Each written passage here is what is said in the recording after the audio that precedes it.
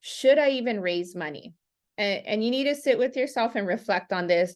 Those of you that I work closely with, I'm really big on financials, just understanding your numbers, understanding how you can manipulate the numbers in a positive way so that you're creating profits for yourself, and recognizing trends. So if there's something that you can control to increase your spreads, then chances are you may not even need to raise money.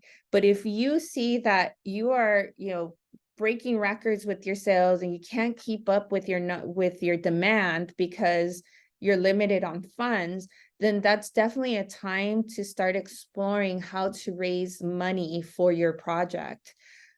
So you want to, at that point, ask yourself, can I personally fund myself?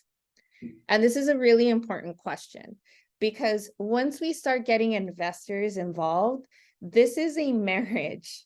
And these are people who expect answers and are watching their money. When it comes to money, people have expectations, and especially based on what numbers you're proposing to them, they're going to expect that in return.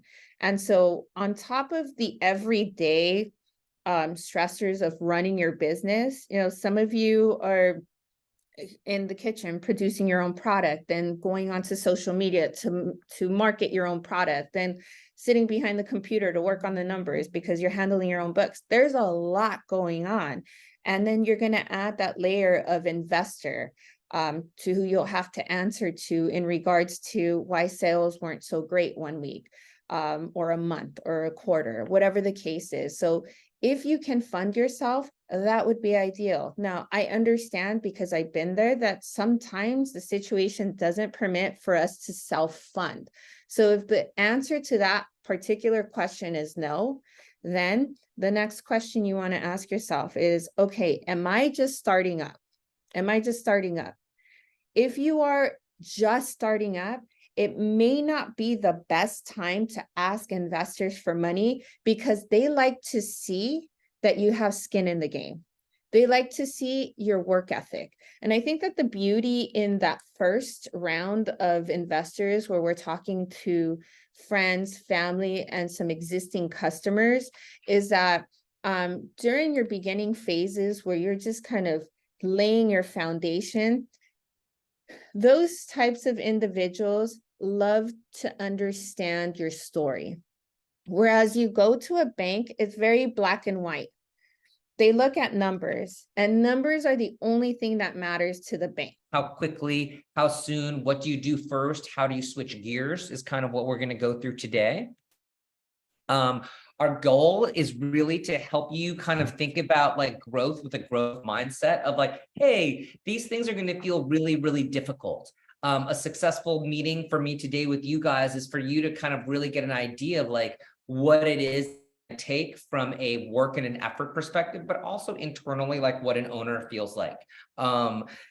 Maybelline was able to give you like a quick introduction, but when I opened my first restaurant in New York City, I had considerable restaurant experience already. So that really contributed to me being able to get ready to grow quickly. But I think that one of the challenges is especially for career changers or people that are just getting into the food business, is becoming like conscientious of all the things that you don't know from the beginning before you even make choices of like how to grow or when to grow.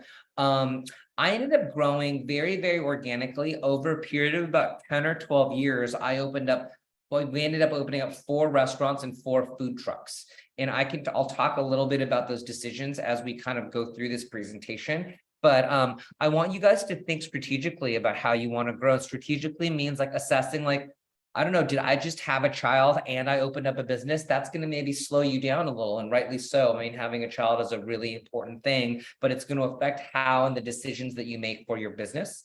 And then also for me to be able to give you some considerations for growth of like, what are the things that may limit you that you don't know about, or what are the things that you're going to really want to throw money at or not throw money at as you're growing? I think this is kind of a obvious question. It's important. I see that there's really two primary reasons that it's really important. One is for compliance purposes. So that we're talking about taxes, sales tax, income tax, property tax.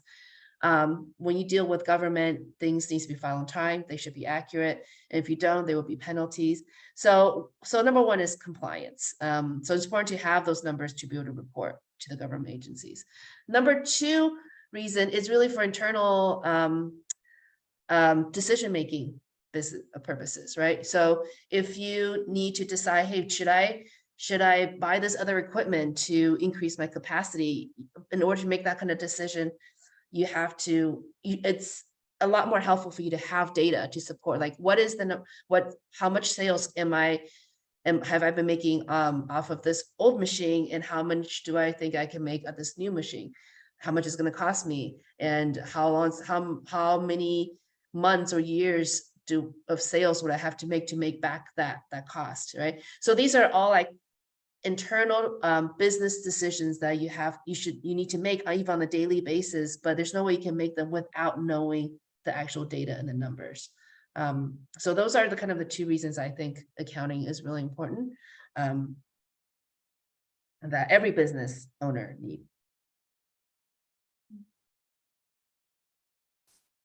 So what are some accounting stuff that are unique to restaurants? Number one is point of sales. Obviously, restaurants and retailers, their sales are going to come primarily from consumers. Whether you're open just one day a month or weekends or every day of the week, you are interacting with tons of customers, and you're going through hundreds of transactions a month going through your point of sales, versus like accounting from like myself, where I deal with businesses and I had to invoice them, and it's a different process. So point of sales is very specific to restaurants or retail stores, and that's why it's important to understand how that affects your accounting. We'll go over like what kind of point of sale system you can be considering, but the key point about point of sales is that you want to make sure that you're capturing all your sales. And the easiest way is through a software, whether it's Square or Touch Bistro, whatever you're using. Things like Venmo could be really tricky because it's hard to track, and it's difficult to integrate into an accounting software. It's not as detailed in terms of the mapping into different kind of accounts that you need to do. So I always recommend an actual POS system. To retailers directly, you want to think about some of the marketing materials that you're going to need to basically get them to say yes to bringing in your product. Maybe let's keep going. And so my recommendation here is to not start selling without these, because ultimately at the end of the day, we want to make it as easy for the buyer to say yes, which means you want to come to the table having done sort of all of your research, knowing exactly sort of all of the specs about how you're going to sell your product, right? And so that it's easy for the buyer to say yes. Buyers are busy, and it's not their job to sort of decide what we should do with our products, right? We're coming to the table saying, you know what, I'm ready to sell to you, and here's my product, here's what it costs, here's all the specs, et cetera, et cetera. So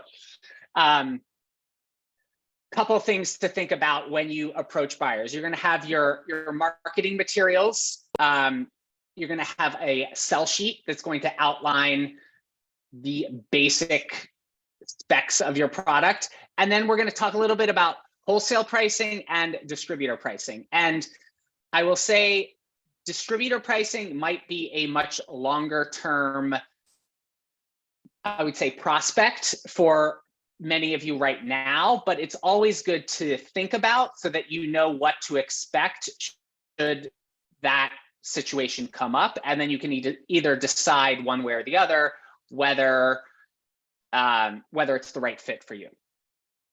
Okay, so let's keep going here.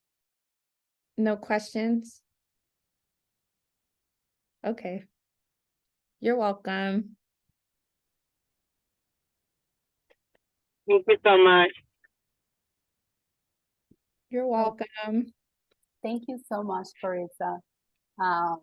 You always bring a lot to the table. You know that. Thank you. You know, this is one of my personal favorite. Well, you know, Maybelline, this is Yeah, one I of know. my favorite. I Thank- know it. Yeah. And I'm looking forward to see your presentation on the art of grant writing. Yay. So, That's yeah. another one of my favorites. Yes. I know. This is something. Okay, great. Thank you everyone for having me. It was wonderful. Nice to meet all of you. Good luck in your businesses. And Maybelline has my contact info. And you know, if you guys need to reach me, just let me know. Right? Good luck. Have a good Thank day. you, Alice. Thank you so much. Thank Yeah, you. of course.